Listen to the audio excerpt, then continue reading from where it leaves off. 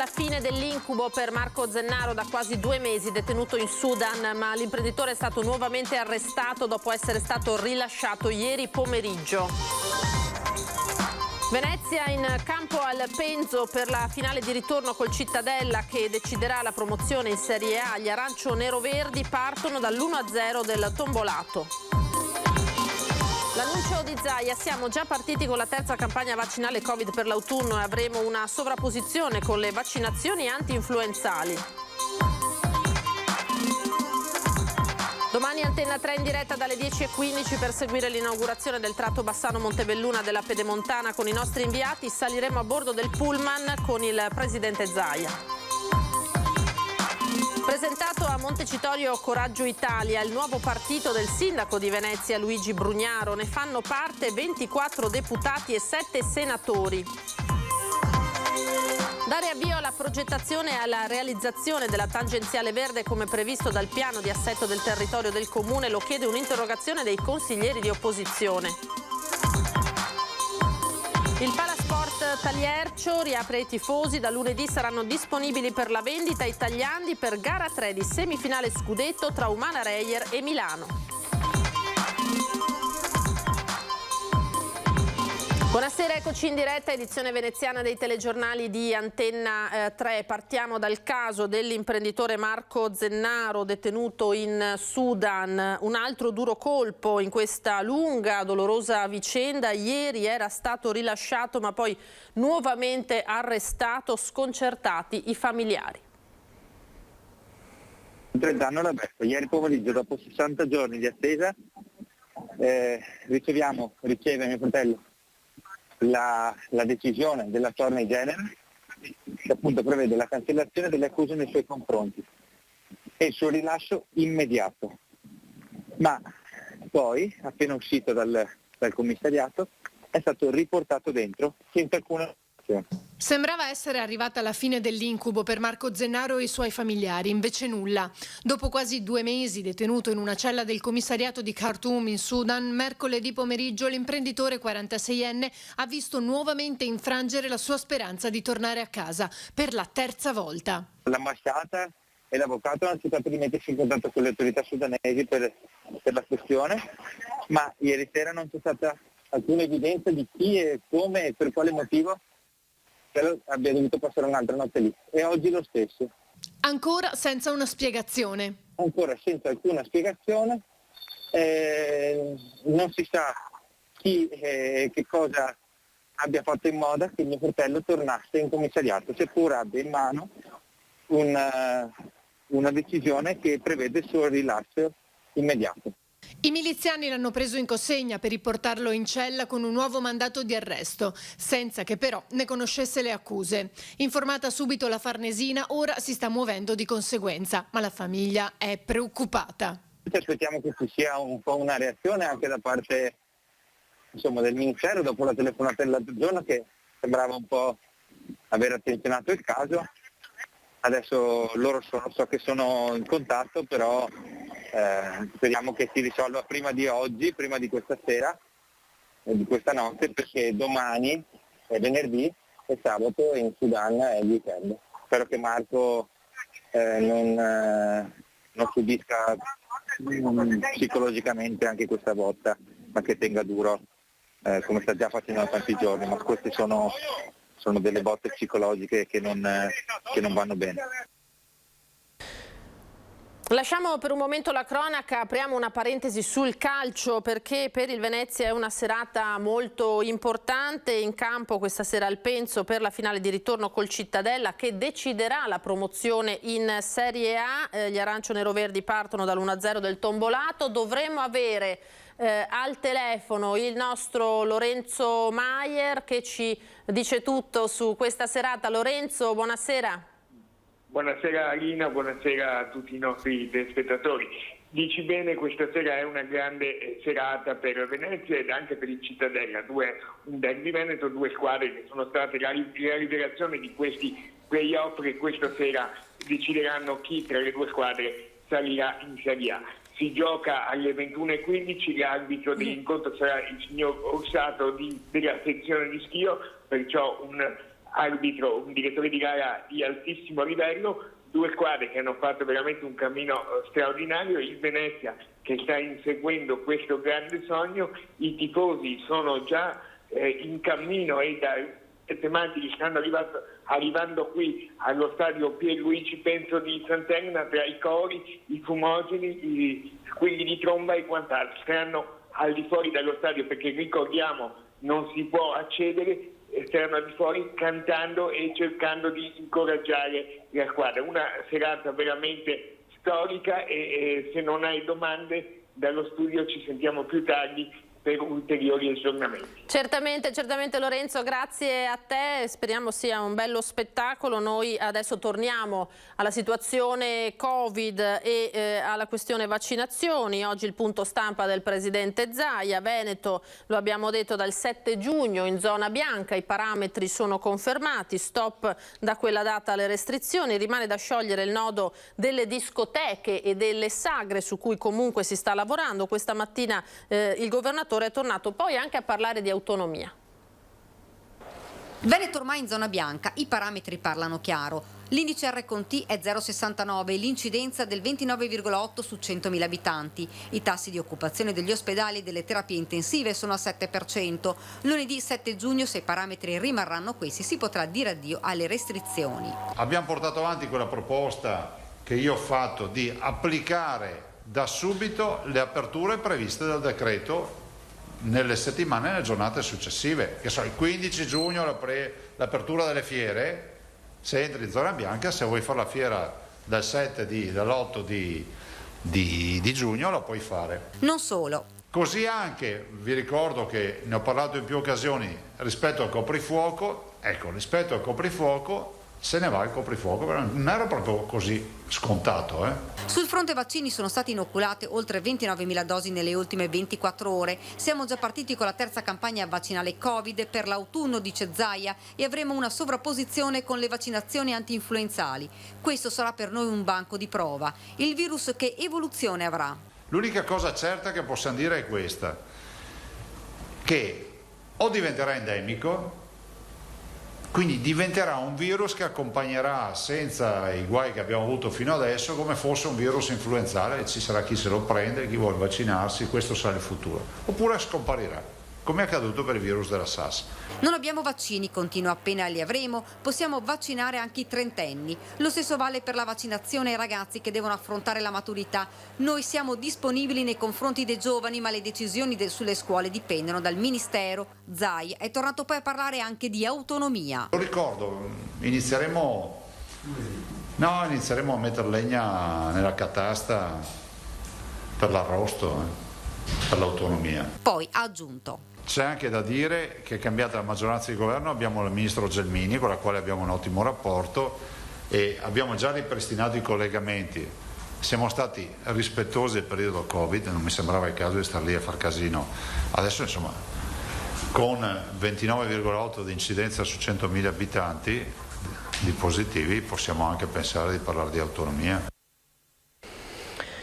E siamo alla vigilia del taglio del nastro della nuova superstrada pedemontana veneta, taglio del nastro previsto per domani, come accade sempre in occasione di importanti eventi in Veneto. Anche domani Antena 3 sarà in diretta dalle 10:15 per seguire minuto per minuto l'inaugurazione del tratto Bassano-Montebelluna. Alle 11 andremo a Bassano per la cerimonia con il taglio del nastro, poi con i nostri inviati saliremo a bordo del pullman col presidente Zaia per percorrere i 35 km fino a Montebelluna. Ospiti in studio, interviste e collegamenti per seguire questa giornata importante. Appuntamento dunque domani mattina, lo avete sentito, alle 10:15 su Antena 3. Parliamo di politica perché è stato presentato oggi a Montecitorio Coraggio Italia, il nuovo partito del sindaco di Venezia Luigi Brugnaro. Ne fanno parte 24 deputati e 7 senatori. Alla Camera il capogruppo è il padovano Marco Marin. Coraggio Italia, il nuovo soggetto politico fondato da Luigi Brugnaro, parte con 24 deputati e 7 senatori provenienti principalmente da Forza Italia, circa una dozzina, ma qualcuno anche dai 5 Stelle e dalla Lega, cui si sommano i parlamentari che avevano già aderito a Cambiamo di Giovanni Toti. Alla Camera dei Deputati ci sono già i numeri per formare un gruppo parlamentare, il cui capogruppo è il padovano Marco Marin, che alla presentazione del partito in una sala di Montecitorio siede accanto al sindaco di Venezia e al presidente della regione Liguria. Noi siamo ovviamente una forza alleata del centrodestra, questo è evidente, ma che sosterrà lealmente questo governo e ci mettiamo a disposizione per fare un lavoro sul territorio. Il gruppo a me serve per avere quella credibilità verso i cittadini che capiscano che non siamo tutti quanti allo sbando, che qualcuno sta pensando al futuro dei bambini. Vogliamo lavorare sul territorio, ma è difficile farlo senza una credibilità di un gruppo parlamentare. Adesso c'è un gruppo parlamentare che è forte, che tanti dicevano che non era possibile fare, l'abbiamo fatto attraverso queste persone coraggiose. Brugnaro si aspetta e si auspica un ritorno alle urne per le elezioni politiche alla scadenza naturale della legislatura nel 2023. C'è adesso questo grande piano di investimenti pubblici, senz'altro ce ne occuperemo, se ne occuperà il gruppo, i gruppi che sicuramente verranno costituiti anche al Senato. Io penso che arriveranno senatori ancora con noi, perché hanno capito che non è uno scherzo e noi lasciamo libere questo tipo di interventi, perché pensiamo che più forti siamo. Le porte sono aperte, questi sono i costituenti, ma siamo aperti ad altri inviti. E l'appello è sincero, non siamo contro nessuno, ringrazieremo sempre tutti per quello che hanno fatto, ma la politica è futuro. Dare avvio alla progettazione e alla realizzazione della tangenziale verde, come previsto anche dal piano di assetto del territorio del Comune di Venezia. Lo chiede un'interrogazione sottoscritta dai consiglieri di opposizione. Questa arteria autostradale taglia di fatto in due la città. Qui vediamo un esempio in cui proprio la città viene tra parchi urbani, ville storiche, abitazioni, la città viene lacerata. Quando fu aperta al traffico nel 1972, la tangenziale di Mestre era stata progettata per sopportare il passaggio di 55.000 veicoli al giorno. 30 anni dopo ne circolavano più del triplo, tanto che nel 2003 la corsia d'emergenza divenne terza corsia, poco dopo la dichiarazione dello stato d'emergenza per il traffico di Mestre da parte del governo. Oggi sappiamo che esiste il passante già dal 2009, quindi crediamo sia giunta l'ora per attuare quel progetto già previsto nel PAT della tangenziale verde, ossia attuare tutta una serie di interventi di mitigazione ambientale, anche perché sappiamo bene che non è soltanto un problema acustico o visivo, ma ha un impatto molto forte dal punto di vista sanitario. 10 anni fa uno studio epidemiologico dell'Università di Padova e dell'ARPAV tra i circa 5.000 residenti nei pressi della tangenziale rilevava un incremento del 10% sulla media cittadina di cardiopatie ischemiche e di bronchite cronica. Giuseppe Saccà è il primo firmatario di un'interrogazione a Cafarsetti sulla situazione della tangenziale di Mestre, un'interrogazione sottoscritta nella quasi interezza dai consiglieri d'opposizione. Tutte le minoranze unite per chiedere che si riprenda il progetto della tangenziale verde e quindi chiedere all'amministrazione di imprendere degli impegni precisi in tal senso e mentre incomincino dei lavori effettivi anche aggiornare questa indagine epidemiologica che prima ho citato, che è del 2012 ma i dati sono fermi al 2009 e quindi bisogna monitorare qual è la situazione oggi dell'impatto di questa arteria.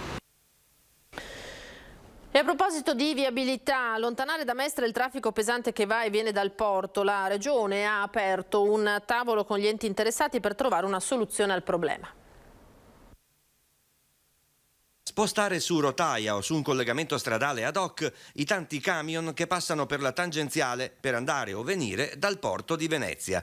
La Giunta regionale, su proposta della vicepresidente e assessore ai trasporti e infrastrutture Elisa De Berti, ha approvato uno schema di protocollo d'intesa con Rete Ferroviaria Italiana, Autorità Portuale, CAV Autostrade e Città Metropolitana di Venezia per creare un tavolo tecnico che progetti un nuovo collegamento multimodale tra il porto e le reti transeuropee di trasporto che permetta di raggiungere e lasciare l'area portuale di Marghera bypassando il nodo di Mestre. Sul porto di Venezia gravitano sia su gomma che su ferro merci di moltissimi tipi che favoriscono la congestione della viabilità cittadina. I treni da e per il porto sono 100 alla settimana. È il traffico su gomma invece a rappresentare uno dei maggiori problemi per la tangenziale, per gli intasamenti che provoca sia nell'area di Mestre che in quella di Marghera. Ora parliamo del cardinale Marco Cè, di un'iniziativa per far conoscere uno dei pastori più amati della Chiesa del Triveneto. Un centro studi che raccoglie il patrimonio degli scritti del patriarca Marco durante il suo ricco e fecondo magistero in Laguna. È questa una delle iniziative più significative a Venezia per ricordare e continuare a vivere l'insegnamento lasciato dal patriarca Marco Cè, morto nel maggio del 2014. La sede è quella del Seminario alla Salute, un progetto nato dalla diocesi grazie anche alla testimonianza di Monsignor Valerio Comin, fedele segretario e confratello del Cardinale, e di Don Giacinto Danieli, che spiega. È stata destinata un'ampia sala a raccogliere tutti i libri e gli scritti del Patriarca Marco, quindi c'è un riferimento proprio anche dal punto di vista, diciamo così, di cultura e di riferimento anche al magistero che ha lasciato. E so che ci sono delle iniziative, ecco, anche in avvenire, proprio per farlo conoscere. Un pastore che ha amato Venezia e la sua gente. Ne ricordo è un grande padre, un grande pastore che ha lasciato davvero una traccia profonda nella nostra diocesi e nella Chiesa di Venezia, ma non solo, anche nella città di Venezia. E poi il discepolo instancabile. Diceva Giacinto, c'è sempre da imparare quando si ascolta la parola del Signore. E questa per me è rimasta un'indicazione molto, molto bella, anche del discepolo, no? Sempre discepolo, anche quando è avanti con gli anni e ha una grande esperienza come pastore. Lui poi aveva studiato anche biblica, per cui era appassionato. Nei giorni scorsi il ministro Franceschini ha tenuto a battesimo il padiglione Italia all'Arsenale, un segnale di speranza verso la ripartenza del paese. Vediamo. Forza Biennale e dimostriamo al mondo di che cosa è capace l'Italia. Così il ministro dei beni culturali Dario Franceschini ha inaugurato il padiglione Italia all'Arsenale della 17ª Mostra Internazionale di Architettura della Biennale di Venezia. Tema del padiglione Italia, che ne è anche il titolo, quello delle comunità resilienti, più che mai attuali in questo momento storico di ripartenza del paese dopo il Covid. È importante dimostrare che anche con queste limitazioni possiamo avere davanti una stagione di grande ripartenza. Sono partiti i cinema, sono partiti i teatri, sono partiti i musei, le mostre, e la Biennale è un segnale all'Italia e al mondo che si può fare. Assieme al Presidente l'anno scorso avevo preso una decisione difficile, che era quella di rinviare la Biennale, che per la città è un appuntamento importante. Assieme abbiamo pensato a febbraio di confermarla, anche lì un momento non semplice, abbiamo guardato i dati, abbiamo fatto le previsioni, ma poi abbiamo fatto operare, perché ci sono molti stati, come sapete ci sono molti padiglioni. Questo ovviamente è il padiglione che rappresenta il governo. Le tematiche trattate si incardinano perfettamente in quello che vuole essere uno sguardo di fiducia verso il futuro, di capacità di guardare con una luce nuova. Poi la parola al curatore del padiglione Italia, l'architetto Alessandro Melis. È stata un'avventura che penso sia anche foriera di un entusiasmo e di una volontà di cambiamento che credo che il padiglione possa trasmettere.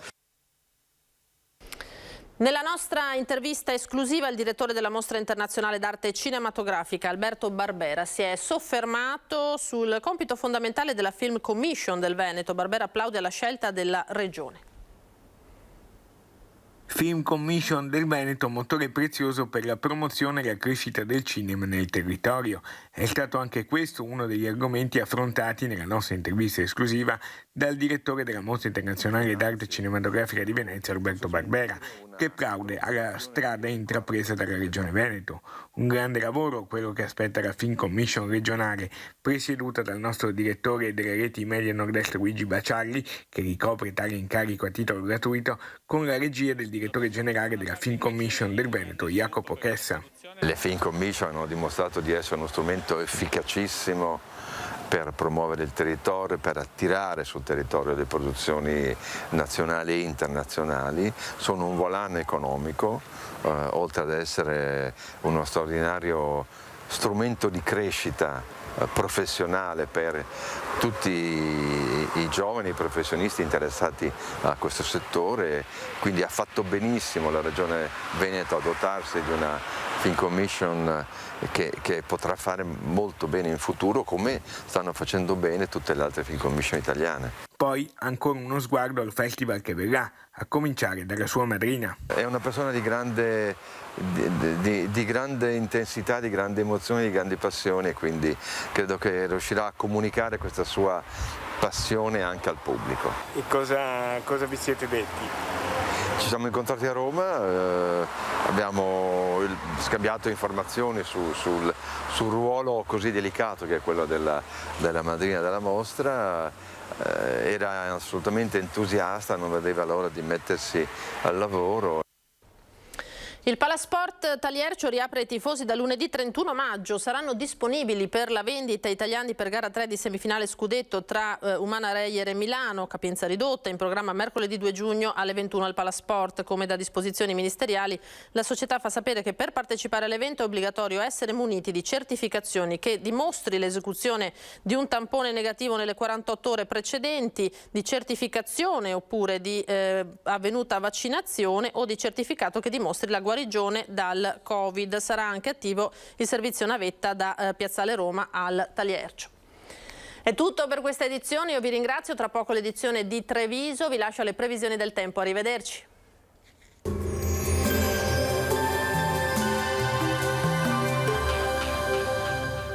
Il Piccolo Scavo è specializzato nella realizzazione di impianti fognari, sottoservizi per utenze e adeguamento fognario alla rete consortile. Bentrovati al meteo. Anticiclone sull'Italia, bel tempo quindi anche sul nostro territorio, che si avvia così a vivere un fine maggio un po' più stabile. Vediamo insieme il dettaglio di venerdì 28. Sul Veneto avremo generali condizioni di tempo asciutto, avremo infatti una giornata decisamente soleggiata, come vediamo su tutti i settori della nostra regione.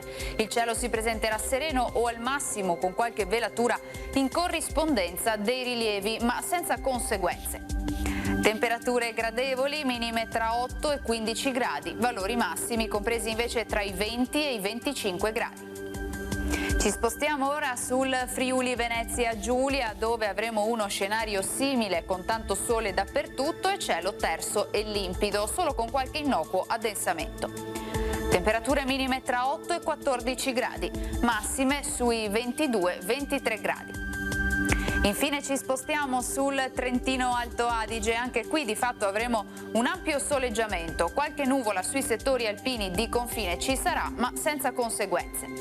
Temperature minime intorno agli 8 gradi, massime sui 24 gradi all'incirca. Dal meteo di Antenna 3 per ora è tutto, grazie per l'attenzione, arrivederci.